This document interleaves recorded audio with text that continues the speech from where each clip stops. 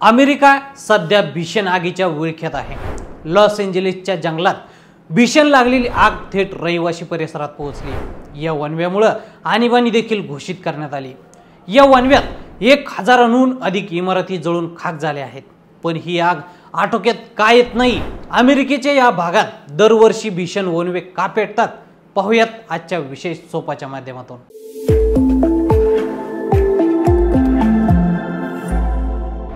अमेरिकेच्या कॅलिफोर्निया प्रांतातील लॉस एंजेलिसच्या अनेक जंगलात आग लागली आहे। सर्वात आधी पॅसिफिक पॅलिसेड्सच्या जंगलात वणवा भडकला, नंतर तो वेगात पसरला।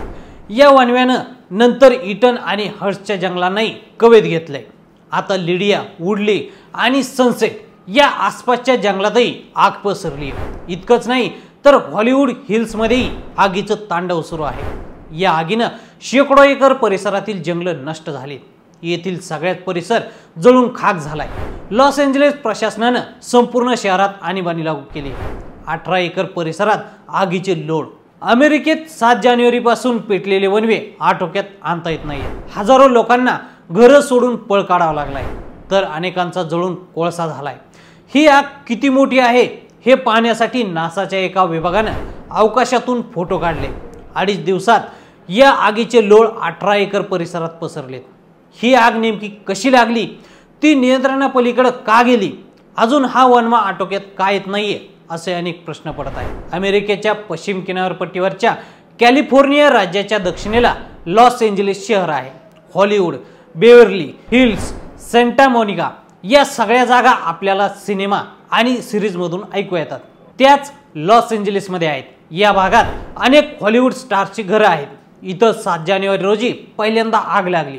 वेगाने वाहणारं वारं आणि कोरडा परिसर यामुळे ही आग बघता बघता पसरली। जोपर्यंत जोराने वाहणारे वारे थांबत नाही तोपर्यंत ही आग आटोक्यात आणणं अशक्य असल्याचं लॉस एंजेलिस शहरातील अग्निशमन दलानं सांगितलं। पॅलिसेड्स, ईटन या 2 वणव्यांसह 7 वणवे लॉस एंजेलिस मध्ये सध्या पेटलेले आहेत। जगप्रसिद्ध हॉलिवूड हिलला देखील आगीनं घेरलंय। आग आटोक्यात का येत नाही पाहूयात। कॅलिफोर्नियाच्या जंगलात वणवा लागणं हे काही नवीन नाही, पण यावेळी आग इतकी का पसरली? ही सर्व आग जास्त लोकसंख्या असलेल्या भागात पसरली आहे। आगीचं स्वरूप इतकं भीषण आहे की आग नियंत्रणात आणण्यासाठी पुरेशी यंत्रणा देखील उपलब्ध नाहीये। दुसरं म्हणजे 100 ते 150 किलोमीटर वेगाने वाहणारे वारे। कॅलिफोर्नियाच्या आतल्या भागामधून थंड आणि कोरडी हवा घेऊन वाहणाऱ्या वाऱ्यांना सॅन्टा ॲना विंड्स असं म्हटलं जातं। याच वाऱ्यांमुळे आग वाढत असल्याचं समोर आलंय। म्हणूनच या वाऱ्यांना डेव्हिल विंड्स असं देखील म्हटलं गेलंय। गेले दशकभर कॅलिफोर्नियामध्ये दुष्काळ होता। साधारण 2 वर्षांपूर्वी परिस्थिती बदलायला सुरुवात झाली होती। झाडं झुडपं वाढत होती, पण कॅलिफोर्नियातील गेला उन्हाळा मात्र भयानक होता। त्यामुळे पुरेसा पाऊस न पडल्याने ही झाडं कोरडी पडली होती। या झाडांनी आत आग पसरवायला हातभार लावल्याचं दिसतंय। महत्त्वाचं म्हणजे अमेरिकेत मोठ्या प्रमाणावर लाकडांची घरं असतात, कारण तिथं जंगलं मोठ्या प्रमाणावर आहेत। लाकूड सहज उपलब्ध होतं आणि स्वस्तही आहे। जास्त थंडी असलेल्या भागात अशी घरं उबदार ठरतात। मात्र वणवा लागताच ही घरं नष्ट देखील होतात। आता तर तिथं वणवा विझवायला पुरेसे पाणी देखील नाहीये। कॅलिफोर्नियातील कोरड्या उष्ण वातावरणामागे हवामान बदलाचा मोठा हात असल्याचं तज्ज्ञ सांगतात। या भागात फायर वेदर डे नावाची एक संकल्पना आहे। म्हणजे असे दिवस की आर्द्रता कमी असते तर वारे वेगाने वाहत असतात।